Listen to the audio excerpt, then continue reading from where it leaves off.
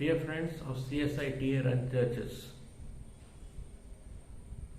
last week I made a couple of educationary videos for your knowledge and understanding. Now let's come to the fact of the matter. Whom are we fighting against in CSI TA? We are fighting against illegitimate people holding office in CSI TA unlawfully without having letter of appointment from the directors of CSI TA. How does this work? From 1947 till 1956, the founders of CSI TA were running CSI TA in a law-abiding manner, following the Article of Association and Memorandum of Articles registered under the name of CSI Trust Association. After 1956 till date, a group of people forcefully took over CSI TA and, claiming to be employees of CSI TA, formed unregistered bylaws and constitution, divided CSI TA, which was a united congregation of churches of states in Telangana, Karnataka, Andhra Pradesh, Kerala and Tamil Nadu before 1956 into 24 different subunits and dioceses. They made 24 different unregistered constitutions so that the diocese constitution differs from one another and to create confusion among the United Church congregation members. The CSI TA, presently administered by me since 17th September 2022, has decided that we do not have 24 dioceses. We have United Church congregation members of people attending CSI TA run churches in Telangana, Andhra Pradesh, Karnataka, Kerala and Tamil Nadu. We follow the registered Article of Association and registered Memorandum of Articles of CSI Trust Association. Thus, we call ourselves as the original members of CSI TA. Others, under the banner of unregistered CSI Synod,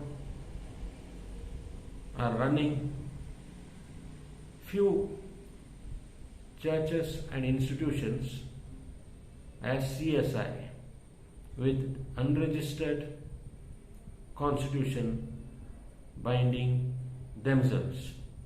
This is in violation of the rules and regulations of the Government of India. These people, that is the clergy mafia, and few people supporting them, are running churches as a money laundering den. Your money is not utilized for God's glory when it's given to such churches. You are encouraging corruption, and corruption has to be curbed by you stopping funding corruption. If you do not stop funding corruption, you do not have any rights to talk against the corrupt clergy, the bishop and other people in the pastorate committee. I also understand that there are many companies which were run by the missionaries were adjoined to CSITA on the condition that CSITA will be running it as per the constitution of the missionaries' donated properties. From 1971, the illegal employees calling themselves as CSI employees of the unregistered CSI rubbished the constitutions of the missionary donated properties and made their own constitution to create a church hierarchy like the bishop and the senior pastor, area chairman and other institutions. These kind of institutional hierarchy is illegal. Now let us come to certain churches which are running other than CSITA. We find certain UBMC churches in Udupi and Mangalore in Karnataka, which are also run without conducting proper elections, and even though UBMC Trust Association won against the corruption in CSITA in year 2001, the corrupt employees of UBMCTA are running UBMCTA in collusion with illegal employees of CSI. These people lack backbone to stand up for Christ. They are interested in self-glorification and not standing up for the fundamentals of United Basel Mission, which stood against corruption in churches. When it comes to selling of missionary donated properties administered by CSI Trust Association or other companies like UBMC Trust Association or SPG, London Missionary Society, Christian Mission Service, Christian Missionary Society, and the Church of England, the London Mission Service, all these properties cannot be alienated and sold by the illegal employees of CSI or some companies still existent like UBMC. The CPC 92 clearly states that trusts registered under Company Act cannot sell any of their properties. If you see, and we are all to see, that several properties have been sold by the illegitimate employees of CSITA in collusion with certain beneficiaries of the parent donor missionary property companies as agents. One need not go to court for these matters. You can write to the Director General of Land Records under the Limitation of Property Act number 10 CPC 92 and annul such sale deeds. So let's stop complaining of the crooks and the bishops who are born to sell and do such activities. We cannot correct these criminals, but we can understand the logistics and the economics. Also, we can understand the factual, legal aspects and utilize administrative officers of the Government of India to annul such sale deeds. Now, coming to the Mulageni properties of the church in India. There are many properties which were given to the churches on a muli to the British government from 1857 till 1947.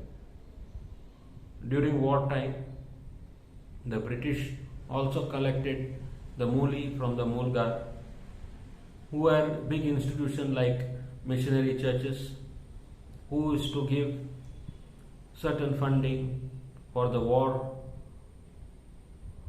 in the year 1914 to 1918 and 1939 to 1945. These war repatriation efforts were done by the help of churches in India for Southeast Asian war repatriation issues.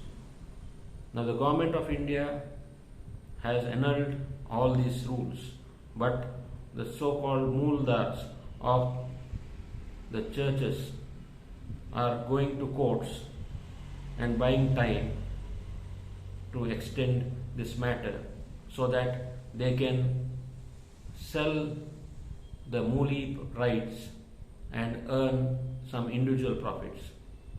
But the crux of the matter is none of this so-called claiming muldars are legitimate muldars of these properties.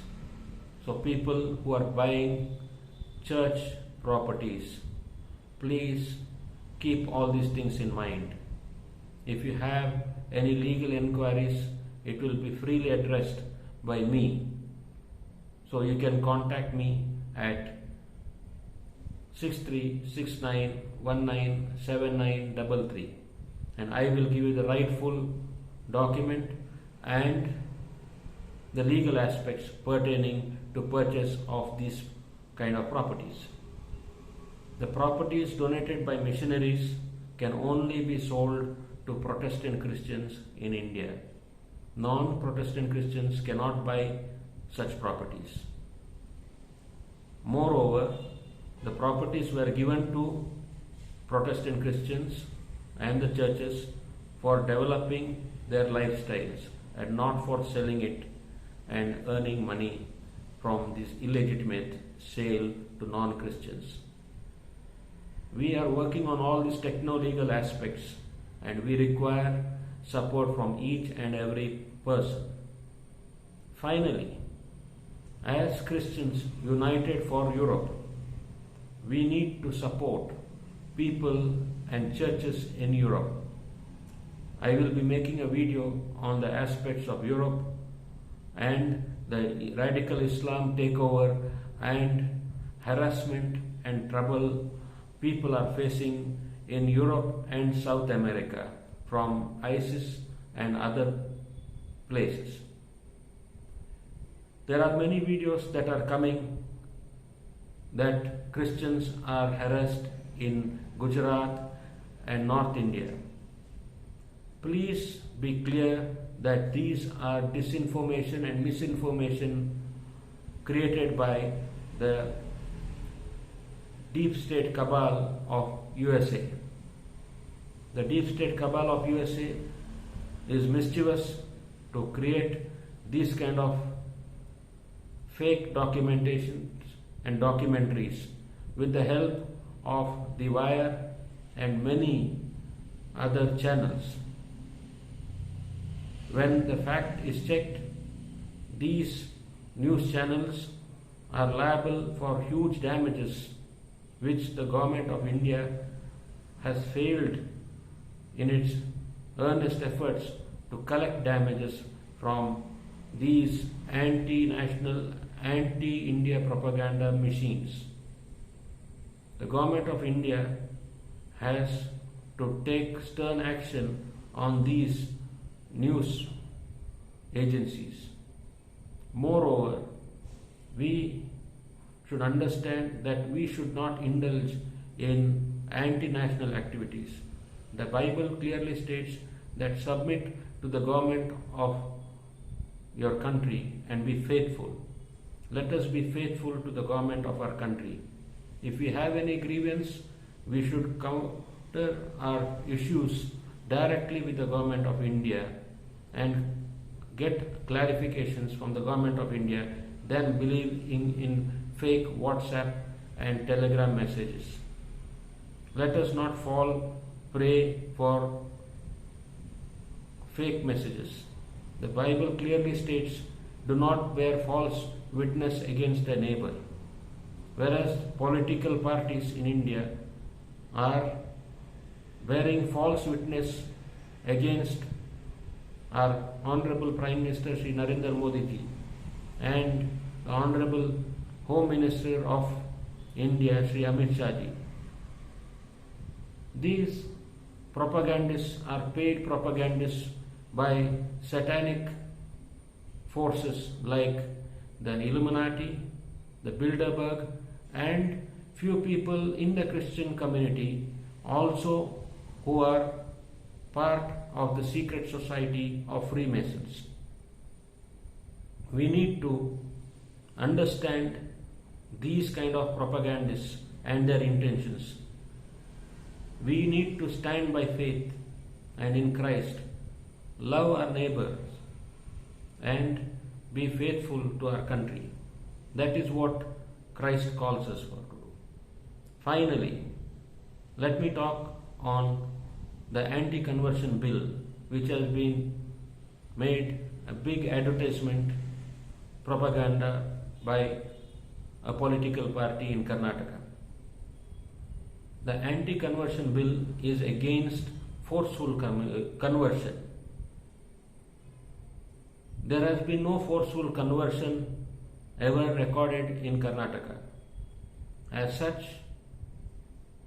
the repealing of this anti-conversion bill makes no sense but a political gimmick. We need to understand not to fall prey for such political gimmicks of political parties. And most importantly, the government of India has given us a tax-free slab up to 6 lakhs. So most of the poor people in India are free from the bondage of taxes. Any tax issues related matters can also be consulted with us. We are here to guide you and help you. The tax system in India has become easier and better since last 5 years. Only fact is that the government of India has failed to market its achievements. And also we need to understand the final aspects of the CAA and the UCC. Uniform Civil Code was designed by the Congress in the year 1983 and Rajiv Gandhi was about to place it in Parliament in 1985, but due to appeasement politics of the Congress party, they failed. And now if the government of India, being compelled by the Supreme Court of India to bring in UCC, is bringing in Uniform Civil Code, that is one law for all. It is a welcome thing from the Christian community at large. The reason is simple. In a Hindu community, once the parent dies, the property is equally divided amongst the living parent and the children. In Christianity, the property is divided as 1/3 to the parent who is living and 2/3 to the children. Moreover, the Special Marriage Act and all things are complicated. These can be simplified under the Uniform Civil Code. Also, there should not be minority benefits for few and at the cost of the taxpayers' funds. We do not require freebies at the cost of damaging national infrastructure. We are saving a lot of smart city projects which are left to be damaged and rust thanks to the appeasement politics and freebies of the state governments in Tamil Nadu and Karnataka. Smart cities, smart projects and projects of underwater electricity is essential for development of each and every citizen of this country. We need to understand, to see what is good for each and everyone in this country. Let us not be selfish. Let us be wise and vote for people, whoever in politics, but they should see that the country and the people of the nation, irrespective of their caste, creed and religion, develop. In conclusion, I would also like to say the recent order of the Kerala High Court, which clearly states that people from other religions converting into Christianity cannot claim minority benefits in the name of being Dalits or oppressed classes in Christian community. This conversion has been a curse to the Christian community at large. People who convert from other religions to Christianity to escape oppression come and join Christianity and suppress our Christian people. As a result, Dalit reservations have been implemented by Dharmaraj Rasalam. These kind of things can only be stopped when we support the anti-conversion bill. So let's Christians be wise and see that your Christian faith and your institutions are not destroyed by opportunists of other religion converting into our religion and destroying our churches and institutions. Christian institutions donated by missionaries to the CSI are given at a major condition which is not followed by the illegal employees of CSI, that is, employment first for the Protestant Christian community in all institutions. Properties to be rented out first to the people of the Protestant Christian community, not outsiders and aliens who do not belong to the community. CSITA works for the Protestant Christian community in a free and transparent manner. We are here to share knowledge and serve you at all times. Please support us by subscribing to this channel, and I also request solidarity support contribution from each of CSITA members for the month of July 2023. We are utilizing this kind of funds to support people who are oppressed and suppressed by corrupt, illegal employees of CSI, one in Bangalore and another person in Hassan. People who are suppressed will be funded directly from our bank account to their bank account. So please cooperate, stop funding churches and corruption of illegal employees of CSI, and please start supporting the legitimate legal framework of our infrastructure CSI Trust Association by funding your valuable contributions, whichever and whatever the money which the Lord leads you, by phone pay, or Paytm to 936 1236 735. Thank you all once again.